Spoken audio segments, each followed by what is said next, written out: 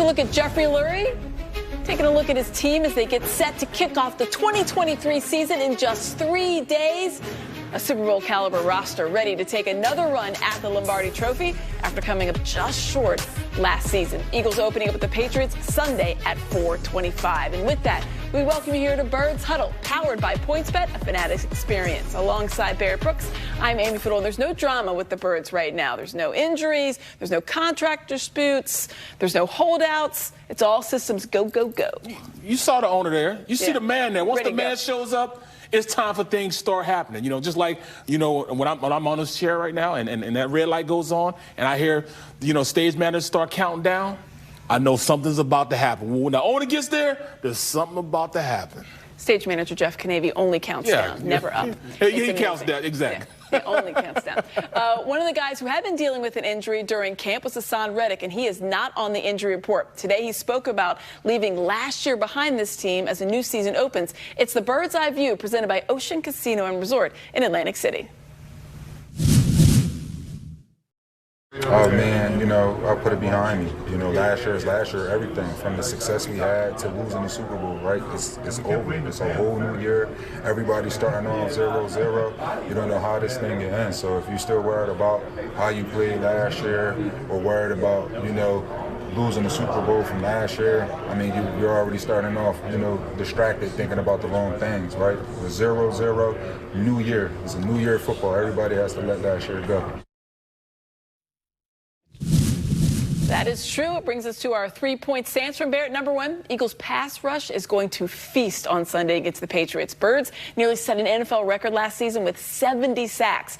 Patriots have a couple starters on their O-line limited due to injury, and you say the Eagles can take advantage. They're definitely going to take advantage, you know, and I was going to start off talking about everybody that's been on their injury list, you know, like Mike Onwenu.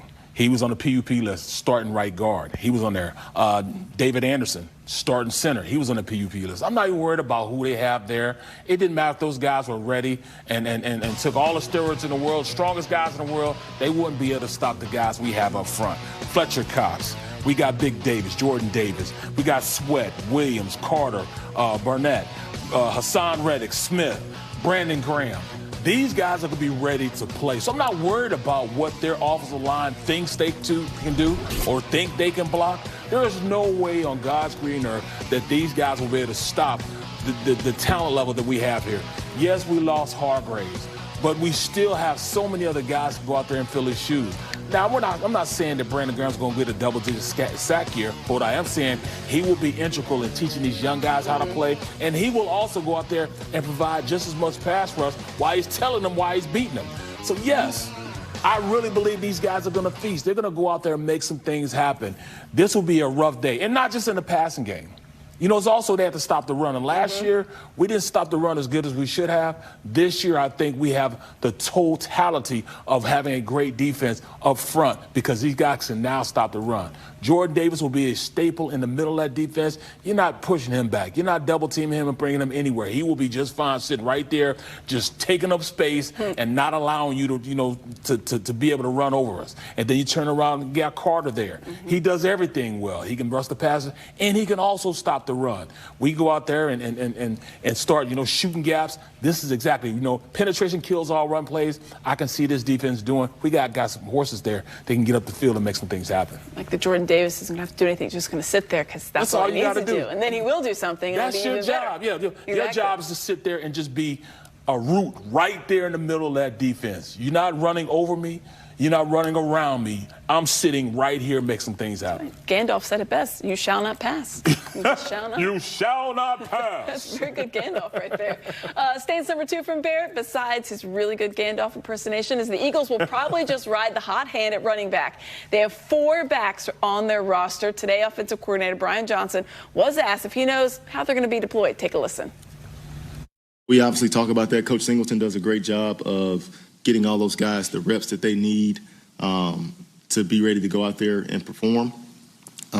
But it is a little bit of feel as well, you know, and I talked about adaptability and just trying to create different matchups. So a little bit of it depends on flow of the game, but, you know, we're confident in all of those guys that they can go out there and help us.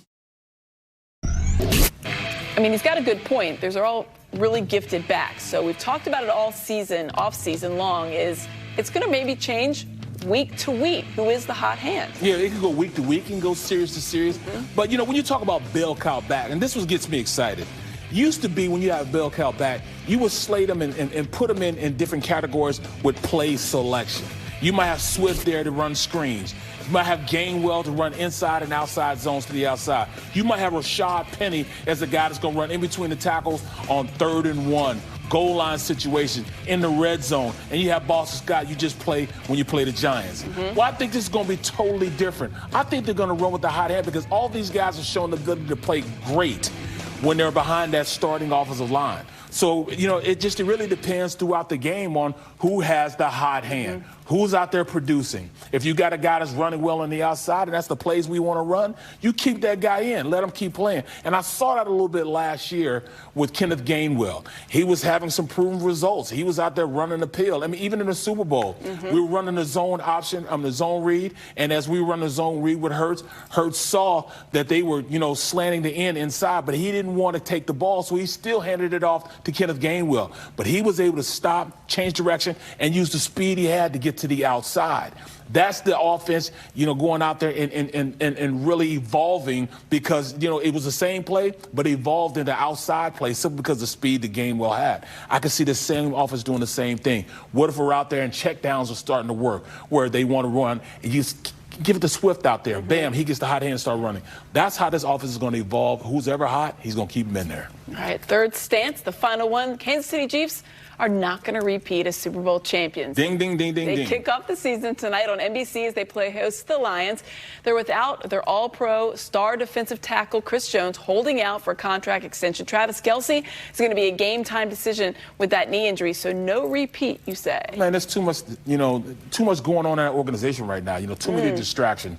You know, Chris Jones is a great player, and you don't want a guy like that to be disgruntled. You don't want him. He's holding out because he just wants a little more money, especially when you see guys like Bosa getting $170 million. Go ahead and pay the man. You didn't sign back the cheetah because you wanted to pay him. Now you still haven't paid him? Come on now. Get a man his money. He is worth everything you pay him because him being that root hog in the middle of that defense, you know, what this man goes out there and accomplishes when he's out there, he heats up the quarterback on passing down. You can put him anywhere. You can put him at defensive end, put him at the 3 technique, put him at the 1 technique. You can stand him up.